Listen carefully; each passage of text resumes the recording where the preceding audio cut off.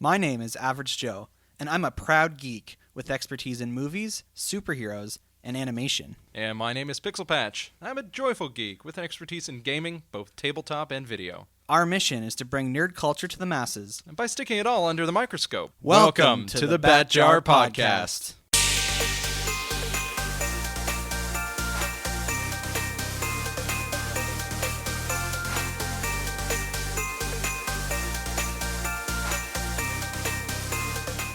Hello there, and welcome to the Bat Jar Podcast, where we put nerd culture under the microscope.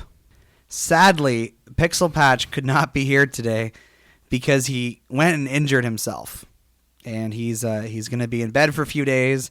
He sends his regrets. He's sorry he can't be here, so hopefully he'll be all better for next week. But until then, we have Pixel Patch's roommate and my coworker, Minty Python, here with us today.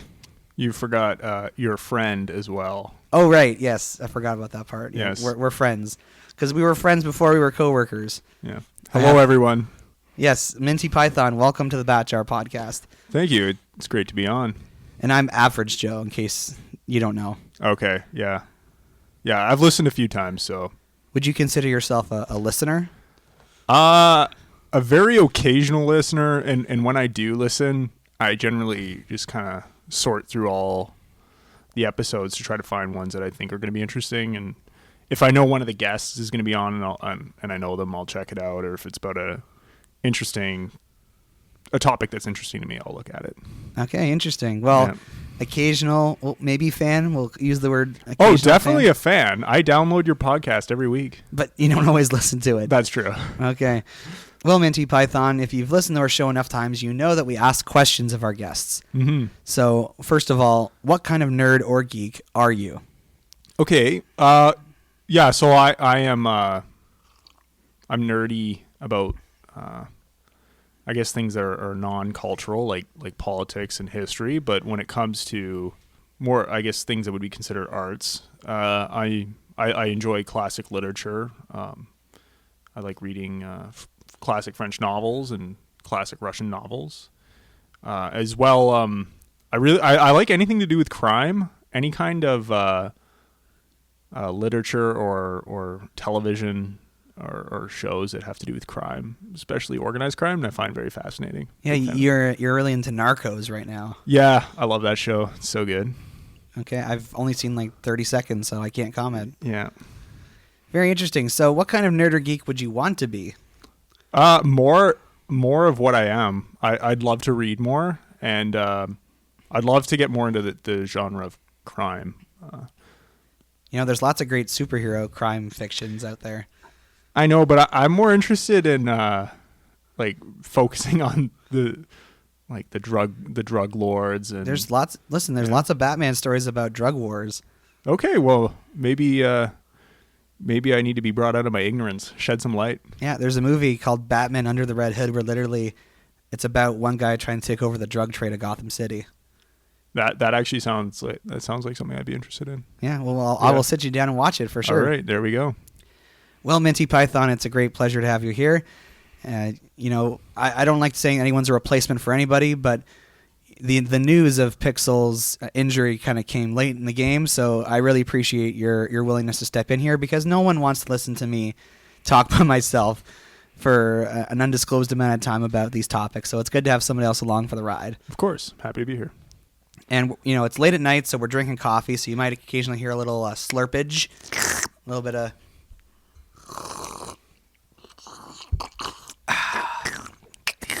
We're not sponsored by the company that made my coffee, so we're not going to mention the brew. But I have eggnog in mine, so it tastes even better. Yeah, I'm drinking it black tonight. Ugh. All right, well, to each their own. So, do you remember how the news works on this show? Yeah, I think you provide the co-host or the guest three options to choose from in terms of headlines from nerdy stuff. Good. That's a good way of summarizing it. Yeah. Okay, so here are your options this week. Ooh. Little Minty Python, you. So the first option, we can talk about how Aquaman has broken the Chinese box office record for Warner Brothers Pictures. It got an early release in China, and it's made more money in China than any Warner Brothers movie ever. So that's one option. We can talk about the first look at the new Men in Black International movie that's come out via Chris Hemsworth. He posted a photo on social media. Or we can talk about the release of the trailer for Avengers 4, which now indeed has a title.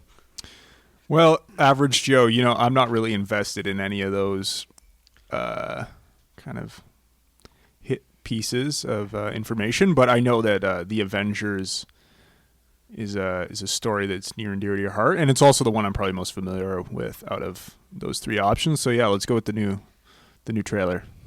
So I forced you to watch this when we were at work on Thursday when it came out. Yeah. Well, forced. I don't know if you forced me. I was willing. Just hang on. Hey, Miss Potts. If you find this recording, don't feel bad about this. Part of the journey is the end. Okay, so you had at least seen Avengers Infinity War. Yeah, which one is that? That's the one that just came out last okay. this where year. Where Thanos snaps his finger and half the world dies. Yes, I've seen that one. So were you not like super curious to know what was going to happen next? Not like I figured what would happen is the rest of the Avengers would find some way to resurrect or undo the curse or the spell or whatever that power thing was that killed half the people. So I mean, yeah, I'm curious to see how it was going to happen, but I knew it was going to happen. Interesting. So you weren't dying to see the trailer like I was. No. I mean, there were so many A-listers that were killed off in when Thanos snapped his finger. It was like, this movie, like they're gonna bring them back from the dead. This is gonna be the second coming. And you weren't even like curious because they didn't even have a title for this movie. It's been and like the release date's been announced for over a year, and it's always just been referred to as Untitled Avengers movie, and everyone's been speculating that even the title was a big like spoilery thing. So you weren't concerned at all about that. I'm sorry, average Joe, but that never really crossed my mind. Okay, well, I was one of those people, kind of curious. I'd heard different options. I think at one point I heard Annihilation was an option. Ooh. I heard a couple different names thrown out there, but the title we do have, let me guess. It's Avengers Endgame? Yes. Well, I mean, that's not a guess. You watched the trailer. I know, but these things, I forget them easily. Okay. So what do you think about that title, Avengers Endgame? Well, so I think we discussed this a little bit at work the other day. I think it signals that the franchise, or I don't know if you'd call it a franchise, but this particular storyline, this plot line is coming to an end. This is going to be the grand finale. And so you think it's in that sense it's a fitting title for the movie? Yeah, I mean, I think there could have been a better title. I find it kind of abrupt. Maybe that's what they were looking for. It sounds almost like a video game title to me. But interesting. But I think it's clear. Like, we know this is the conclusion. So in that regard, it's good. That's a very interesting point. I think you're right when you say it. They're trying to end this story. Like originally, Avengers 3 was going to be 2 parts, and the idea was that part 1 was going to come out in May 2018, part 2 was going to come out in May 2019. So at some point, Infinity War and Endgame were meant to be one movie, and I've heard a lot of people argue that it still is. Like people argue Infinity War, the way it ends, is not a complete movie. It's kind of like just like it drops you off in the middle of the action. So yeah, I would agree with that. You didn't feel like Infinity War was a contained story enough? Well, no. I mean, I knew there were. Yeah, I don't want to get.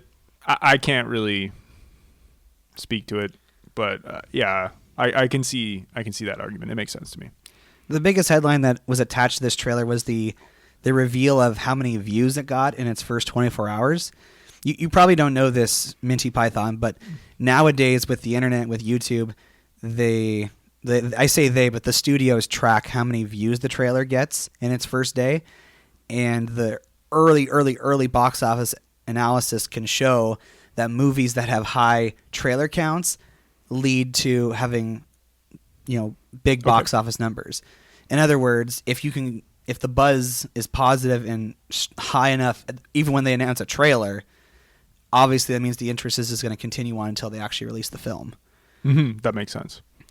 And it's very interesting. Like, we've gotten to this point now where, they can actually do the math to determine, if this trailer gets this many views, movies that have this many views of their trailer equal this much in box office. And it often pans out, which, arguably just because you watch a trailer for something in the first day does not mean you're going to go see it several times. Yeah. But nonetheless, I'm going to read you this tweet from Marvel Studios. All right.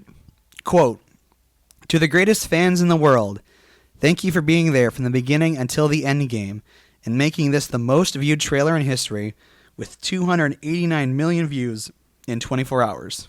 End quote. Wow. So that's a good thing. It's impressive. Is it, though? When I told you this earlier, you were just like, it seemed as like you didn't even really like understand the significance of it. Well, I mean, I don't, because I don't come from this world, but You don't come from Earth? I don't come from this nerdy, geeky, like superhero world. I don't know. Well, okay, so to give you some context and for our listeners as well, when Captain Marvel had a trailer come out this week as well. Okay. That's the next MC movie coming out. It's set in the 90s. It's got a female protagonist. I don't know if you saw that trailer. Nope. Okay. So in its first 24 hours, it only got 47 million views. Okay. When the first trailer for Batman vs. Superman came out, it got 72 million views. Okay. And what did this Avengers one have here again? 289 million. 289. So That's big. Like, that's a big number. yeah, so But like, I guess when it comes out, I'm not surprised because, these are huge movies. Most of my friends love them. Yeah, like everyone knows the Avengers. well, that's the thing. So like the previous record holder was Infinity War. Okay. The first trailer for Infinity War, which came out essentially a year ago, this time in December, in its first 24 hours, it garnered 239 million views. Okay. So that was like the record to Yeah. beat. The Lion King trailer that just came out hit 224, Okay. and that made it the second highest viewing of a trailer ever Okay. behind Infinity War. So now Avengers 4 comes along and destroys the record set by Infinity War. Well, I think, but doesn't that make sense, Average Joe? I mean, we were left with the cliffhanger at the end of Infinity War. People are it anticipating absolutely something. does, because essentially Yeah. what this is telling us is that everyone who was bought in for Infinity War is back, and now we have even more people interested because they want to know what happens next. So it just gets me excited because Yeah. I can tell. well, just thinking about it, it's like the first Infinity War trailer got 239 million views. It ended up making over $2 billion. Mm-hmm. So if you only think about it, it's like, if this one has 289 million, like how much money is it going to make? That's true. Yeah. It's gonna make it's buku bucks. Buku bucks at Warner Bros. Now I'll be honest. Well, it's Disney, not Warner Oh, whoops, Brothers. Disney. All right, I'm getting a little confused now. Now I'll be honest. The trailer itself kind of underwhelmed me. I would agree with that. And I found it boring. Yeah, I mean, it didn't tell me anything I didn't already know. Like, I knew who was alive and who wasn't. But, I think even though I'm underwhelmed, I think I'm happy because there's nothing I hate more than a movie trailer that gives away too much. Mm-hmm. And you're probably not the kind of guy who checks out every movie trailer No. as they're released, but I am. Mm-hmm. And often these trailers give away too many of the details of what actually happens in the story. It shows you too many of the action set pieces, and what it leads to is you can pretty much predict where the movie is going to go. Mm-hmm. And then you go to the movie waiting for the moments from the trailer instead of just actually experiencing the film. So in that sense, this trailer for Avengers Endgame did a good job because it really doesn't show you all that much. It shows you that Tony Stark is stranded in space on the Guardians ship. It shows you that Captain America and the other Avengers on Earth are trying to regroup. And I think that probably the biggest piece of information this movie gives out is that Ant-Man is alive. Now, did you see Ant-Man and the Wasp? That's a movie, Ant-Man and the Wasp? Yeah, it came out this past July. I did see an Ant-Man movie. I don't think it was that one. Are there more than one? There's two. So one came out 3 years ago. One came out this year. I think I saw the one that came out 3 years ago. Okay. Well, this is a spoiler for Ant-Man and the Wasp. At the end of that movie, he's stuck inside the quantum realm. Okay. And it's unclear as to what's going to happen to him. So this trailer reveals that, he gets out of it. Wait, wasn't Ant-Man in Infinity War? No. What? He was in Civil War. Oh, I thought Ant-Man was one of the guys who got killed by Thanos. No. Oh, okay. No. Okay, cool. They mention him by name. Oh, that's right. Okay, I just all I remember is Ant-Man was in one of the movies where all the other Avengers were in it. And there's a lot so that was Civil War. Yeah. Okay, because I don't want to get off topic, but Civil War just seemed like another Avengers movie to me.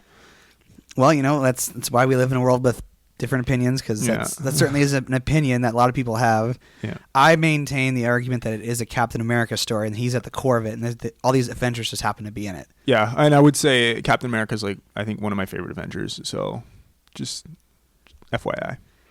Yes, I don't know how to feel about the trailer, because I'm disappointed because it's underwhelming, but at the same time I'm happy because it didn't reveal too much.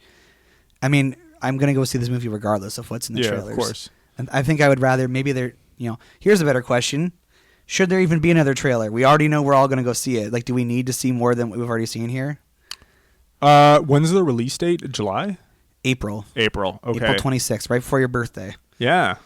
Oh, the day before. Oh, I'm revealing confidential information. No, I don't think there needs to be another one. Yeah, I will go see the new Avengers movie if I have a friend who really wants to go see it with me. I won't go see it on my own volition. Maybe I'll go see it with you, Avish Joe.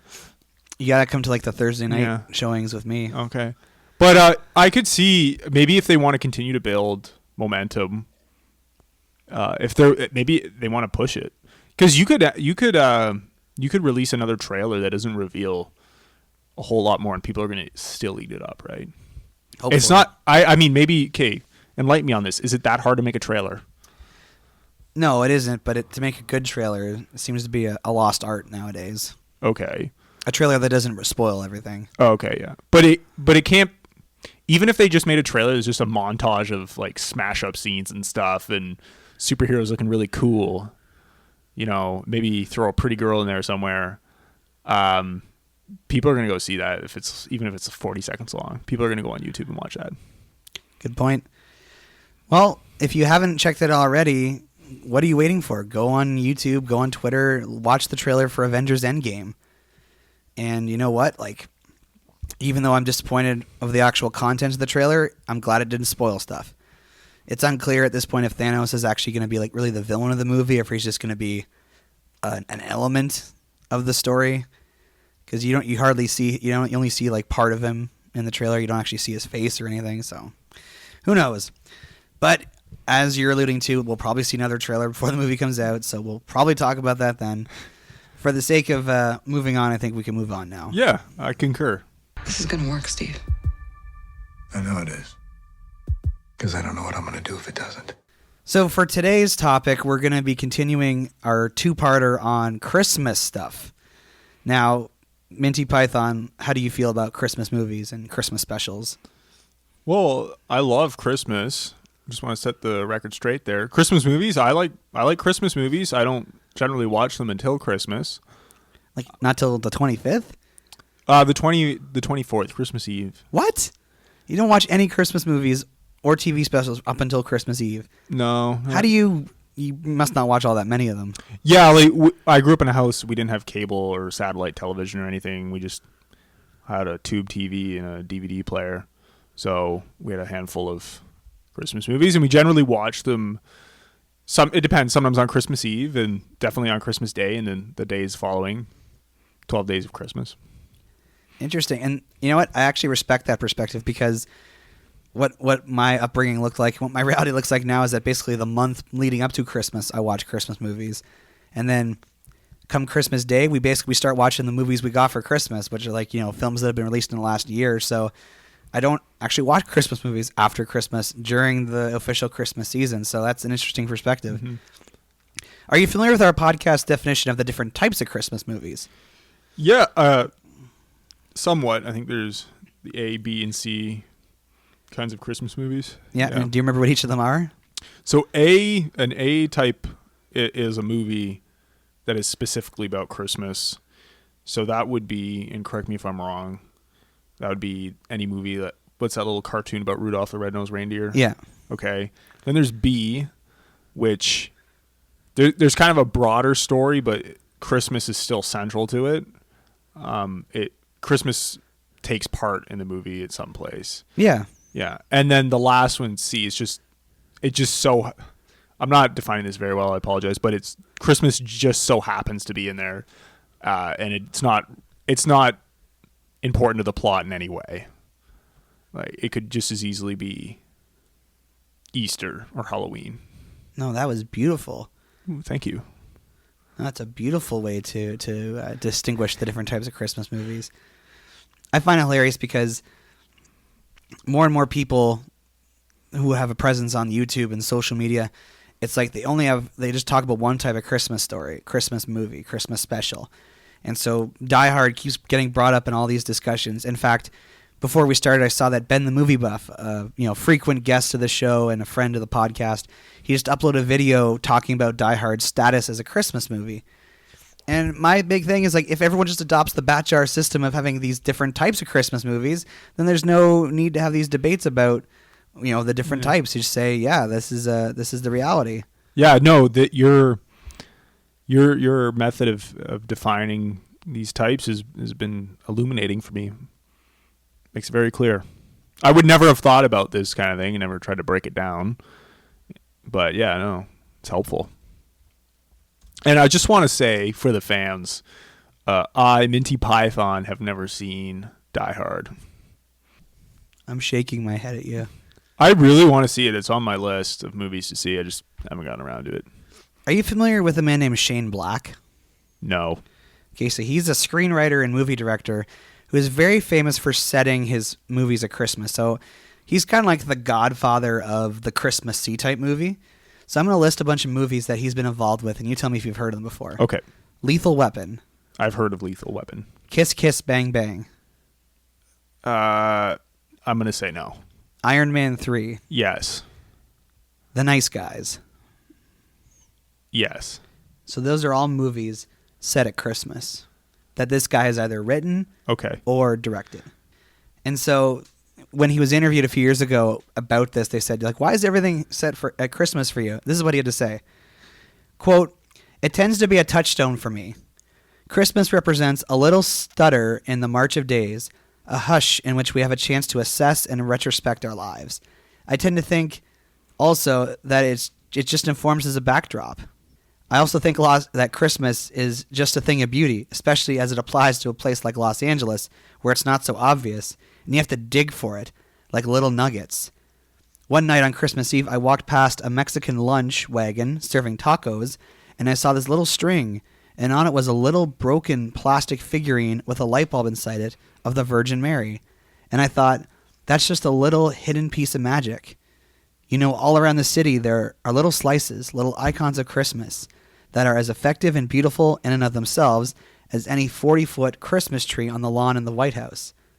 So that, in a lot of words, is the answer." End quote. Mm-hmm.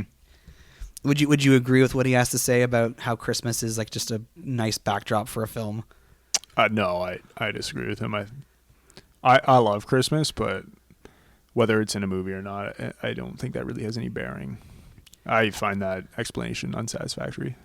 Okay, well, there you go. So Minty Python disagrees with Shane Black. Yeah, Shane Black, whoever you are, man, you're a lunatic. Yeah, so some of the movies that we're going to be talking about kind of fall under his purview.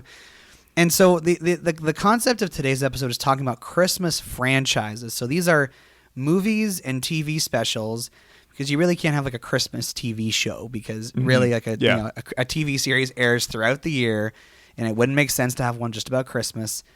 And I'm sure there are examples out there, but today we're talking about essentially films, because TV specials, they're essentially TV movies. Yeah. So we're talking about Christmas films and Christmas TV specials that have sequels, multiple entries in the franchise. And the first grouping I think we should talk about are the ones that are not necessarily like sequels, but they're stories that are constantly being remade. The Grinch is kind of like the most recent example of this, because we now have the original 1966 animated TV special, the 2000 live action film, and now the 2018 feature-length animated film. Mm-hmm. So what do you think about the Grinch franchise? Like, would you consider this a franchise that we can talk about, or is it really just a movie that's been remade twice? No, I definitely think it's a franchise. To The Grinch kind of has there's kind of an awareness in it in popular culture. Like, people are aware of the Grinch, and people know there's been more than one Grinch. So when they announced that there was a new Grinch movie, I don't think anyone was surprised. You're right. There's only been 3 now, but I would consider it a franchise. Because the original animated Grinch is actually part of a franchise. I learned recently that there was a sequel to the animated How the Grinch Stole Christmas that was about Halloween. Oh. And then even later there was an animated special where the Grinch battled the Cat in the Hat. Obviously, neither of those shows or specials had anything to do with Christmas. So really, if we're talking about Christmas franchises, we'd have to almost exclude the first animated Grinch because it's not that little, trilogy in and of itself is only partially related to Christmas. Okay. So basically what you're saying is there's really only 2 Grinch movies now. Well, that's the thing. So, I'm going to say that I wouldn't really consider this a franchise because it's just essentially one story that's getting remade several times. Yeah. I guess I hadn't known there were only, 3 Grinches. In my mind, in my consciousness, I thought there were many more, and I kind of saw it as a franchise. But yeah, now that you've revealed some of that to me, I think where you're coming from is totally reasonable, and I wouldn't argue against you, I don't think. Because the reality is that there's lots of movie franchises wherein there's a Christmas entry. We talked about this last week. The fact that A Bad Mom's Christmas, which is a sequel to Bad Moms, is a Christmas movie. That doesn't automatically make the Bad Moms franchise a Christmas franchise. Yeah, okay. Or the fact that Daddy's Home 2 happens to be at Christmas. But that's a B.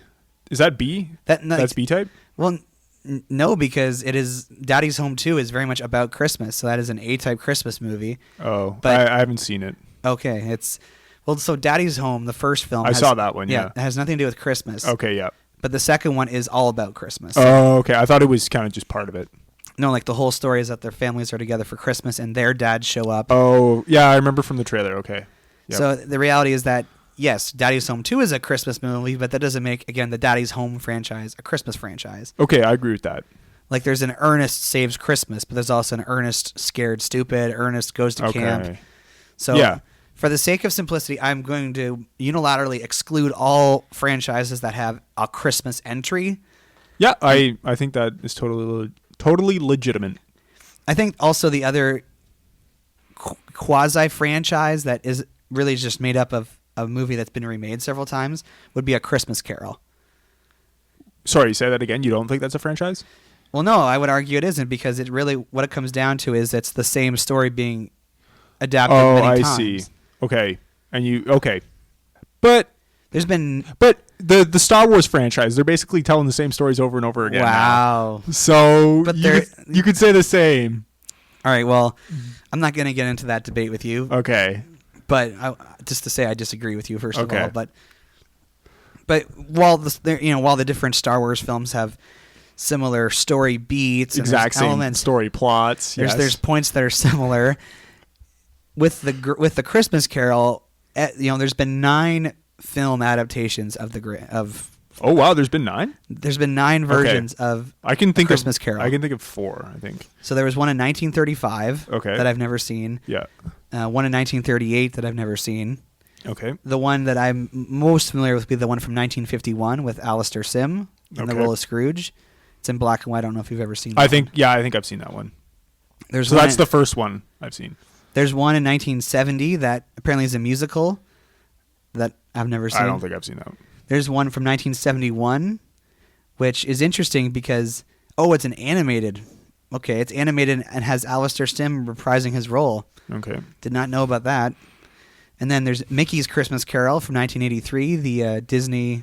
Do you ever see this one where Scrooge is Scrooge McDuck? Yeah, I think I have seen that one. I don't know. I think so. They're counting Scrooge down here. I don't know if you've ever seen that one. It's with Bill Murray. He plays like a TV exec in the 80s. That's a pretty good one. The Muppets Christmas Carol. No. With Michael Caine as Scrooge. You ever see that? No. And then the one we talked about last week from 2009 with Jim Carrey, where it's like motion capture animation. Have you seen that one? No. Okay, so there's been 9. Those are all the Christmas carols? the like theatrical film ones. There's that whole other list here for TV adaptations. What about the one with Patrick Stewart? That's probably a TV one. Let me see. No, here. that's a movie. That's the one we watched. Might have been a TV movie. What's a TV movie? So a TV movie is a film that is meant for airing on television. Okay. I mean, it wasn't. So I see it here.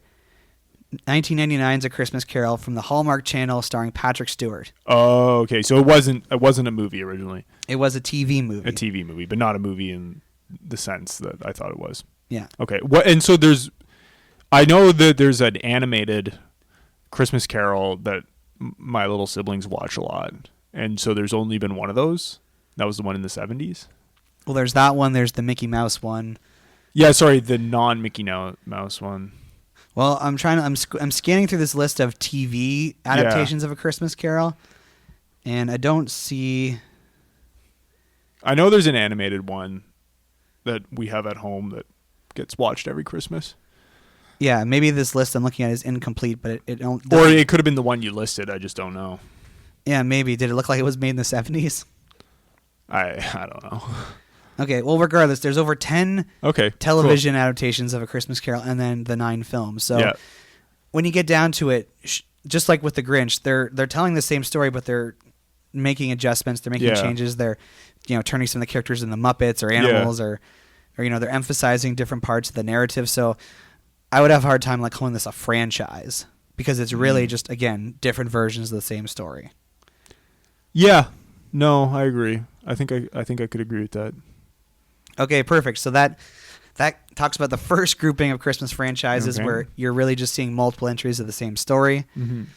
So the second group I want to talk about are movie franchises that started out as being Christmas movies and then they kind of moved away. Okay. This is mostly like C-type movies. So Die Hard is the perfect example of this. Yeah. Because the first two are set on Christmas Eve. And they, by the definitions of this podcast, are C-type Christmas movies. But starting with the third one, and I definitely know the fourth one isn't set at Christmas, they just basically become, action movies that are set at different times of the year. So with Die Hard, and I think this is the case with Lethal Weapon as well, because there was 4 of those, and from all I could tell by looking at the synopsises on the internet, because I haven't seen them all, only like the first 1 or 2 are set at Christmas. Okay. I just want to say I did not know that there were more than 1 Die Hard movies. There's been 5. Oh, 5. Yeah. Okay, I thought there was only 1. Nope. So I got a lot of work to do. Okay, so that's not a Christmas franchise. Well, that's the thing. So it started out like and those started out as Christmas franchises, but they pivoted away because they just started telling stories that didn't have to happen during Christmas. Gremlins, that's another franchise that I don't know if you've ever seen Gremlins or Gremlins 2. Rings a bell. Don't know if I've seen it. They're like little creatures that if you feed them after midnight, they turn into like monsters. Yeah, I don't think I've seen that. Those are C-type Christmas films because they're set during Christmas. Okay. But there's only 2 of them, so that would fall into the nature of just being a Christmas franchise. Yeah, okay. That had a short run. Well, they might come back. You never know. This is an interesting one. So National Lampoon's Christmas Vacation, that itself is part of the larger National Lampoon's Vacation franchise because there's a couple different ones. I don't know if you know what I'm talking about with Chevy Chase? No. Okay, so this is a franchise of movies about a family that go on vacations together, and they always end badly. And that's where the comedy comes in. But there's one entry in the franchise that's about Christmas. And it's ironic because it's called Christmas Vacation, but they actually don't really go anywhere for Christmas. They kind of just stay home. Okay. And it's about them like having all the families come home for Christmas. So earlier we said that if a franchise has an entry that is a Christmas film, that doesn't make the franchise itself a Christmas franchise. Mm-hmm. But the National Lampoon's Christmas Vacation has a sequel. And by sequel, I mean a spin-off because they have a National Lampoon's Christmas Vacation 2 all about one of the side characters. Okay. And I talking to you about it, you haven't seen even the first one. So does it seem strange that a movie becomes part of a Christmas franchise because it gets a spin-off that is part of a larger franchise? Yeah, but I mean, Average Joe, you seem really, really set on defining these very precisely. And I think your definitions can afford to be loose. Are you saying that it's not perfect? Yeah. Oh. Average Joe, we live in an imperfect world. Well, it doesn't mean we can't have perfect definitions for Christmas That's franchises. true, yeah. You're very true. But is that those pursuits of those definitions futile? Perhaps. Okay. Let's do it. Okay, here's a franchise that I want to get your opinion if you think it's a franchise or not, because there's 3 films that are tangentially connected to each other. The first one is called Santa Claus is Coming to Town. Okay. It's a stop-motion animation, has Mickey Rooney as Santa Claus, Fred Astaire as like the narrator. Have you ever seen this? No. Okay. Well, many years, like 4 or 5 years after this movie came out, they made another stop-motion film called The Year Without a Santa Claus. Oh, I have seen The Year Without a Santa Claus. Okay, so Mickey Rooney reprises his role as Santa Claus, and the way Santa looks, he basically kind of looks the same as he did in Santa Claus is Coming to Town. Okay. So in a way, they're bridging the like they don't explicitly say it's all the same characters from the other movie, but the fact that they have him reprising the role and that he looks kind of similar, you can kind of assume that those two are connected to each other. Okay. Yes, sir. Would you agree, disagree? Yes, I agree.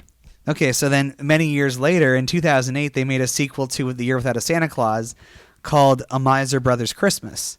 Okay. And in that one, you have the Miser brothers, Snow Miser and Heat Miser, who play a role in The Year Without a Santa Claus, becoming the main characters of a story. And in this, Santa has like a secondary role. Okay.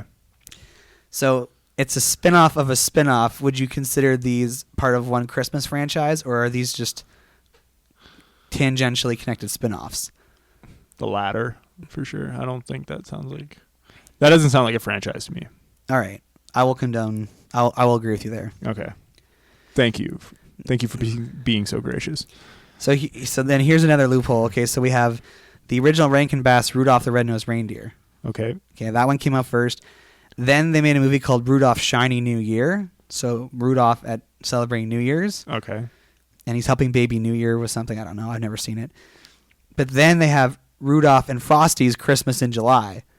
So again, they're carrying over the voice actors for Rudolph over these 3 films. Is this a Christmas franchise? Because only 2 of them are about Christmas. One's about New Year's. I'd be indifferent to which way. I'll defer to you, Joe. Average. No, I want you to give an opinion. Tell me yes or no. If 2 out of 3 of the movies and they're all about Rudolph, does that all of a sudden make it okay? Yeah, no, I think that's a franchise. Yeah, let's go with that. That's a franchise. That's a Christmas franchise. Yeah. Sorry, Christmas franchise. Do you disagree? I did say earlier that if entries in a franchise are not set at Christmas or like aren't related to Christmas, then it shouldn't count. But in this case, it's 2 out of 3. So yeah, and majority rule. Yeah, I agree. Apparently, there's 4 VeggieTales specials about Christmas. Okay. But again, VeggieTales has specials about everything. Yeah, so that's not a franchise, a Christmas franchise. So even though it's part of the greater VeggieTales franchise, we wouldn't call the subsection of Christmas specials. No. Okay. No. I'm a big fan of VeggieTales. Okay. So you're familiar with the Charlie Brown Christmas? From what I've gathered from living in society, I don't think I've ever seen it, or if I have, it's in my distant memory. Oh boy. Well, okay, so I'm sorry, forgive me for my ignorance. You probably don't know this then, that there's in fact 2 sequels to this. I did not know There's that. one called It's Christmas Time Again, Charlie Brown. Okay. And then there's a third one featuring a relatively new Peanuts character called Rerun. The name of the character is Rerun? Yeah. He's like the that's absurd. The younger sibling of Linus and Lucy. Oh, okay. In my opinion, the 2 sequels aren't as good as the first one. Okay. So is that a franchise? Well, yeah, it's a Christmas franchise. Christmas franchise, sorry? But again, now that I think about it, the Peanuts have specials about all kinds of holidays. So would I just consider that one giant Peanuts franchise that has 3 Christmas entries in it, or do we have the freedom to like call these 3 specific ones a Christmas franchise? With that additional information, no, that is not a Christmas franchise. It sounds more and more, Average Joe, like there is no such thing as a Christmas franchise. Okay, well we'll get into this then. Okay, this one has to be a Christmas franchise. Have you ever seen A Christmas Story? A Christmas Story. I'm sure I have. Can you give me It's about a kid in the 1940s in Indiana who wants a BB gun for Christmas. Oh, okay. The movie's narrated by him as an adult. Yeah. I've seen snippets of it, or if I have seen the whole thing, it was in my childhood, so I can't really remember. Well, But yeah, I know what you're talking about. so that movie had a sequel 30 years later, Okay. and it's about him as a teenager instead of being a child. Okay. But it's still set at Christmas. It's very bad. Like It's compared just a to the- terrible movie, Yeah. trash movie, garbage It's movie. so bad that I'm sure people are like, did they actually make a sequel? Yes, they did. There is a Okay. second Christmas Story. That's a Christmas franchise. 2 films, both set at Christmas, about Christmas. To be a franchise of any kind, is there a threshold you have to have in terms of number? I would say more than one. The minute there are 2, it could be considered a franchise. Well, you make a good point. Maybe we should be more stringent and say that you have to have at least 3. When I think of franchise, I think of franchises with like 6 movies or something. So for you, it has to be at least a trilogy in that sense. Yeah, that's coming into this podcast today. That's kind of what I had in mind, but I'm open to changing. I'm open to changing my have mind. you ever seen Mickey's Once Upon a Christmas? I don't think so. It's a direct-to-video Disney film with 3 different stories about Christmas. One's about Donald Duck, one's about Goofy and his son Max, one's about Mickey and Minnie. I've seen some Christmas story about Donald Duck and the little ducks that hang out with him. his nephews, Yeah. Huey, Dewey, and Louie. So maybe that's part of it. I don't know. Okay, well that was a direct-to-video movie, Okay. and then they had a Christmas special for a TV show called House of Mouse that was airing. Then they called it Mickey's Magical Christmas Snowed In at the House of Mouse. Okay. And then after they did that, they did Mickey's Twice Upon a Christmas, which was more of a direct sequel to Yeah. Mickey's Once Upon a Christmas. So if you count the House of Mouse special in the middle, that makes it 3. So would that be a... But this is a franchise within a franchise, and I thought earlier we decided that... Well, no, it isn't, because it's not like Mickey... There weren't other holiday-themed like Mickey movies that were put on home video. No, but there's other content about Mickey Mouse. Yeah, but I'm comfortable, saying that this is specific enough to call it its own franchise. Sure. Okay. Or would you argue that the House of Mouse thing in the middle is too separate from the 2 other movies? Yeah, Average Joe, I mean, I'm thinking about it here, it just doesn't seem like a franchise to me. All right, fine. Shutting it down. Yeah. Okay, well, let's bring it down to the 2 bona fide Christmas Okay. franchises. Because when it comes down to it, you think about any Christmas film, whether it's an A, B, or a C type, it usually has some kind of unique circumstance happening. Mm-hmm. This is more so with A and Bs. There's something happening at Christmas that makes that Christmas special and unique. Mm-hmm. And so there's a set of circumstances that happen within the plot that make it an interesting story. Mm-hmm. 4 Christmases. It's about these 2 people that have to spend their holiday with 4 families. Are you familiar with that film? No, I am not. Okay. Deck the Halls, a not very good film about 2 neighbors fighting about whose Christmas lights are better. I am not familiar with this motion picture. That one has Danny DeVito, Matthew Broderick. I am not familiar with that movie. Okay. It's good for a couple laughs. But so therefore, the 2 bona fide Christmas franchise I can think of, which were both mentioned last week, so this shouldn't be a surprise to our listeners. Home Alone Okay. and The Santa Claus. Yes. Have you seen This any is of a these little bit movies? embarrassing, but I've never seen Home Alone, any of them. And yeah, there's been 5. Oh, there's been 5? I thought there were like 2, maybe 3. There's 5? There's 5. Home Alones? Okay, yeah, and they're all about Christmas? They all happen at Christmas time? Yes. Yeah, then that sounds like a Christmas franchise. And then The Santa Claus, there's a trilogy. Yeah, just refresh me on that. I think I may have seen it. That's the one with Tim Allen as Santa Claus. And like what happens. So it's about a guy who essentially inadvertently signs a contract to becoming Santa Claus. And the whole first movie is about him accepting the fact that he is actually Santa Claus now and not that it wasn't like some delusion he experienced. Yeah, I don't think I've seen that one. With Tim Allen? Oh, they're so good. Yeah, the Christmas movies I've seen are like Elf, That's not a Christmas Carol. franchise. No, I know. That's what I'm just saying. Okay. Yeah. All right, well, you made a point of saying, oh, I thought there were only 2 Home Alones. Well, to a lot of people, there are only 2 because there are 2 of the Home Alone films that star Macaulay Culkin Okay. as Kevin McAllister. Yep. And there's one, the third Home Alone was released theatrically, but it was essentially a spin-off because it was about an entirely different child, an entirely different family, the only thing that really carried over from the first 2 Home Alones was the concept Okay. of like a home invasion. and criminals trying to break into someone's house. Did they have a good, up-to-date security system installed in that house? No, this was the 90s. Those things were available to the average consumer at that time. Yeah, but that doesn't allow for fun slapstick. That's true. And then the last two Home Alones were TV films. Okay. And they were bad. They're just garbage. And the worst part is that they tried to be connected to the first two films. Okay. So they cast like an even younger child than Macaulay Culkin was in Home Alone 2 to play him in the fourth one. Oh. And then they made a fifth one as well. And it was just bad. Isn't Home Alone like a beloved franchise, though? Well, the first two are anyway. Okay.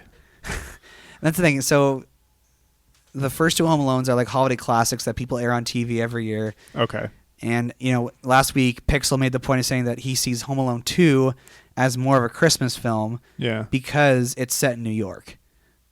So because it's in New York? Yeah. So this is... So are you familiar with the concept of Home Alone? Yeah, something about the kid's parents go away and someone breaks in and something happens. I'm not sure what. Yeah, so basically the first film is about... I know he lives in a big house. It's a mansion. Yeah, it's a nice big house in Chicago. Essentially, his family goes away for Christmas vacation, forgets him. They forget him. Yeah, so they're just really bad parents. Well, no, how do you go on vacation and forget your kids? Well, watch the movie because they basically they set up the circumstances to make you understand how it could have happened. There was like 2-3 families all traveling together. Anyway, so once they're on vacation and they realize their son's missing, they just cool, whatever. Well, no, they watch the movie. Okay, I can't tell you the whole story, but the point is, it's about a child who's left behind. There's something funny about a child being left behind. I'm just laughing about your reaction because I haven't seen these films.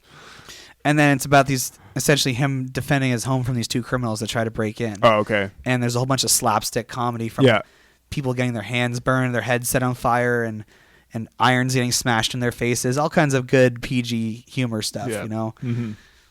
And then the second one, it kind of happens again. Like they're traveling somewhere else over Christmas, and he gets on the wrong plane at the airport and ends up in New York while the rest of his family's in Florida, and they don't know where they lost him. So he's in New York with his dad's credit card and just kind of like takes a room at a fancy hotel. And, the criminals in the first film are back. And there's the exact same criminals? Yeah, they break out of jail and they coincidentally end up being in New York as well. So this is the second one? Yeah. Okay, that's interesting. So a complaint I have about Home Alone 2 is that it makes the parents look really bad because they essentially have to create the same set of circumstances for him to be away from his family. Like I bought it the first time. I was like, okay, I can understand how you would get to this place, but to do it twice? Yeah, well, it just sounds like a ridiculous premise. Yeah, but just because something's ridiculous doesn't mean it's not a Christmas franchise, Joe. No, you're absolutely right. It does not preclude it from being a Christmas franchise. So the big issue I have with the second Home Alone is that it's just a lot less plausible because basically you have to like suspend your disbelief to think that the same thing could happen to a child within a couple years. Yep, unless you're from a war-torn country. But he's not. He's from the United States of America, the nice part of Chicago. Yeah. So it's. And then the second one's fun. You got Tim Curry in there and Rob Schneider Rob Schneider. Yeah, but there's literally like a second. He finds another house to set up with booby traps, and the two guys go into the house again, and it's like it feels too. It's kind of like the sequel problem of being too much like the original in that sense. Yeah. It sounds exactly like it's the same premise, right? Only he's on the run in New York City instead of. And this is the thing, Pixel. I'd be so bored. Well, Pixel says it's more of a Christmas film because, New York at Christmas time is very Christmassy. There's giant Christmas trees everywhere. There's lights, and it really gives you the feeling. Sorry, this is a C type? No, this would be. This is B. This is not A.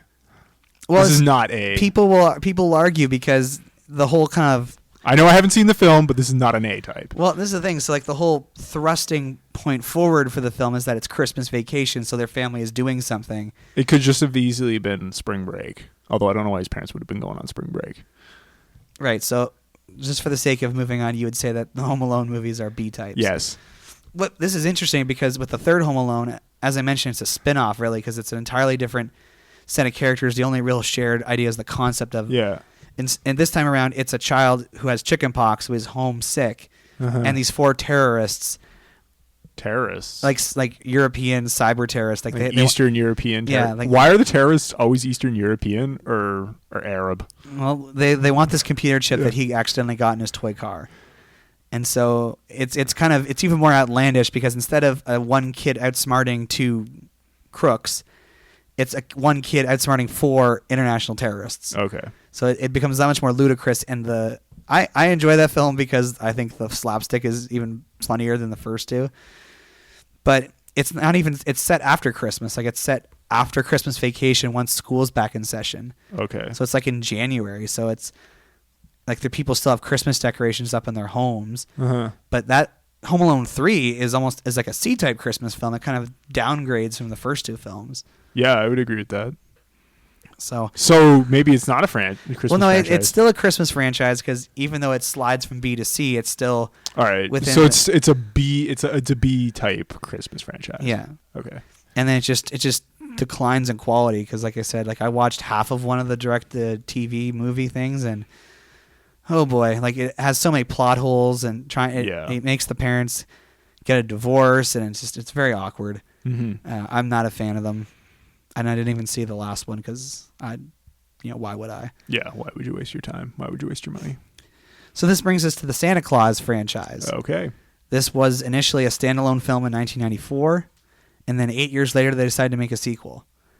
And even though they bring back most of the cast, the sets, especially for the North Pole, and most of the child actors obviously are completely different. So it almost feels like a different movie, even though it's intended to be a sequel. And then 4 years after that, they came out with the Santa Claus 3, which essentially maintains the same aesthetic as the second one.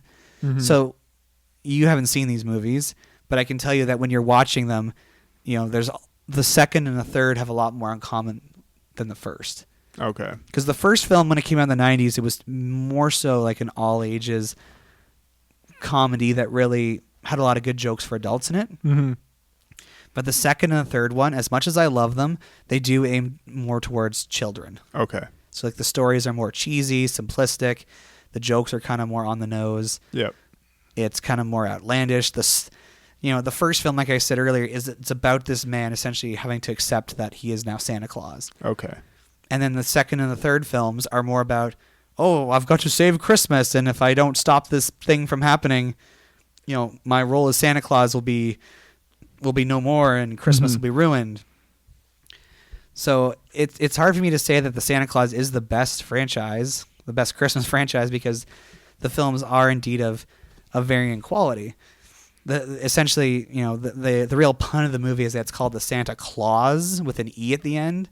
Mm. So the idea is that it's like a contract of Santa Claus. I really enjoy the mythology that's set up by this franchise because it essentially suggests that different people throughout history have assumed the role of Santa Claus, and that being part of being Santa Claus, you just transform into this overweight man with the white hair and the beard, regardless of how old you actually are. Yeah. So I found that very interesting. Doesn't that sound like an interesting way to explain how Santa is always around? Sure. Most versions of Santa Claus just suggest that he's immortal. Yeah. But I kind of like this idea. Yeah, no, it's an interesting idea. But of course, if you look at where the myth of Santa Claus came from, it comes from St. Nicholas. So maybe he was the first. So maybe he originated the Santa Claus. I don't know. Yeah. So I kind of like the idea of Santa Claus being immortal. Assuming it was the same person all throughout. Yeah. You like that better than the... Yeah, well, I mean, the guy flies around the world in one night. So, yeah, obviously he's supernatural. But I like the idea that I could become Santa Claus. That was... that you could become. Why the heck would you want to be Santa Claus, man? It's so... You're climbing down sooty chimneys. They don't even build houses with chimneys anymore.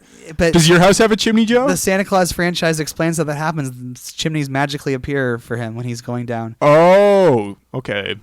You clearly need to watch these movies. Yeah, no, I just don't... For me, there's no real attraction to being Santa Claus. Oh, it's amazing. I don't want to slave and labor for a whole year up in the... First of all, I don't like the winter, so up in the North Pole. Okay. Going back on topic, so part of what's always been appealing to me about the Santa Claus franchise is the fact that you could be... In that world, you could become Santa Claus. No, I can understand why that'd be appealing to you, average Joe. The second film introduces the Mrs. Claus. Okay. Which is basically an addendum to the contract saying you have to have a wife. Ooh. And the Santa Claus, played by Tim Allen, is single at that point. So the second film is all about him trying to find a spouse. which is partially amusing. So it's like a romance. Yeah. Okay, I like romance. And then the third film introduces the escape clause. And essentially it's like a get out of jail free card. It's a scapegoat clause in the contract that allows you that should you desire to no longer be Santa Claus, you can basically rewrite history so that you never took on the role. Oh. And the third film's interesting because essentially it's about Jack Frost tricking Santa into activating the escape clause, and then Jack Frost takes Santa's role in history. Ooh. So for a portion of the film is set in an alternate future where this other person has been Santa Claus for the last 12 years. Okay. Yeah, that's an interesting concept. The comic book nerd person in me was very excited because it's like alternate realities, Yeah. Alternate futures. It's like, yes, give me more of this. But then at the same time, the film's bogged down with childish humor and whatnot. So You don't like that childish humor, eh? well, it's just I don't dislike it, but I can see why it would perturb others Yeah. from enjoying it. So all that to say, I love the Santa Claus films. Okay. I really wish you had seen them because, in my opinion, in terms of just kind of like overall quality over time and with taking into account all the stipulations we've kind of created about what constitutes a Christmas franchise, I would say it's the best Christmas franchise. Okay. Well, so given what we've discussed today, all the other Christmas franchises kind of suck. Sounds like. So I'm actually eager to check this out now. I have the whole trilogy on DVD. All right. Well, maybe I'll check it out in the near future, perhaps before Christmas Eve. But so this is your favorite Christmas franchise. Yes. What is your favorite Christmas piece of media content? When we had our episode 2 years ago, we talked about our favorites of the A, B, and C variety. And at that time, I really I listened to that episode again recently because I couldn't remember what I had said. But at that time, I said that Santa Claus 2 was my favorite A-type Christmas film. Okay. And at that point, I think I said It's a Wonderful Life was my favorite B-type. Okay. And I think I said Die Hard was my favorite C-type. Okay, cool. So the Santa Claus franchise there is up there. Yeah. But perhaps somebody who is more invested in the Home Alone. Again, if we stick to this, we're now deciding that a franchise has to have at least 3 entries and not just be a pair of sequels. And they have to be part of a franchise that is all about Christmas and not tangentially related. Mm-hmm. Then that really limits it to Home Alone and the Santa Claus. Okay. Maybe if we bring in the Christmas Carol and all the different versions and the Grinch and the different versions, that broadens the conversation. But for right now, I'm comfortable saying that in terms of like overall quality, the Santa Claus franchise is the best Christmas franchise. Santa's got the same job every Christmas Eve. But this year, he's doing it a little differently. He's got a new, Completely flavorful. a turbocharged sleigh, some magical elves, and a new attitude. Now he's ready for the big night. Is he Rudolph? You can own the fattest, Freeze, fat boy. and funniest Santa ever on video. Disney's The Santa. Okay. Well, given that I haven't really seen any of the other franchises, I concur. All right, so there you go. So let us know what you think. Do you agree with me? Do you disagree with me? Do you agree with Minty Python? You know, what do you think Pixel would say if he was here right now? Let us know. Send us your thoughts. Normally we would go into the bat jar and look at our mail, but we don't have any this week, so All right, loyal fans. If you want to contact the show with a question or an idea for an episode, you can send us an email to batjarpodcast@gmail.com. or you can tweet at us at The Bat Cookie Jar. We are available on Apple Podcasts, Google Play Music, Stitcher Radio, Spotify, SoundCloud, or wherever you can get your podcasts. Like iHeartRadio. Share our posts on Facebook and make sure to like our page because we want everyone to join us inside the Bat Jar. And I mean that. Like us on Facebook. Share that Facebook post, guys Yeah. and gals. Minty Python, that goes to you as well. Yes, I will be sharing this week's episode on my own personal Facebook page. Good. That's what we need. Yeah. Well, we don't have to go into the bat jar and decide on a topic for next time because it's been decided. Spider-Man Into the Spider-Verse is coming out this Friday. I'm very excited. I checked this afternoon. For a while, it had 100% on Rotten Tomatoes, but it finally got one rotten review today. that put it down to 99%. Are you And triggered? all the early buzz is so positive. Everyone's saying it's the greatest thing. It got a Golden Globe nomination for Best Animated Picture. I am hyped. Yeah, Average Joe said the trailer would blow my mind. I said, "Are you sure it'll blow up my mind?" He said, "I guarantee it will blow your mind." And I hope there's some kind of compensation because his guarantee was not perfect. It did not blow my mind, but I did find it an interesting concept, and I wouldn't mind checking it out. Spider-Man is one of my favorite superheroes, so Yeah. anytime Spider-Man's done well on film, I'm super happy. And the times that he hasn't been, I've been very sad. So I'm really hoping this will be a good one. And I look forward to Pixel's thoughts on it as well, because I know he's keen on like the animation of the film Mm-hmm. and how it's different from things we've seen before. So Yeah, no, that aspect seems interesting. come back to the bat. Well, first of all, I should thank our friend Minty Python for making the time to be on the show today. Of course, it was my pleasure. I've wanted to be on the show for a little while, although I never have anything to contribute. So as you guys have heard tonight, I had literally nothing to contribute, but it was a pleasure being here. So thank you, Average Joe. And if you guys want to hear Minty Python on the show again, let us know. I'm sure you'll develop your own fan base. Yeah, my own cult following. Guys, tweet at us demanding that I come back. There you go. I am the ultimate ignoramus. I will entertain you to the end of the age. All right. Well, there you go. So until next week when we go into the Spider-Verse, I'm Average Joe. And I'm Minty Python. Catch you on the flip side. It's been real.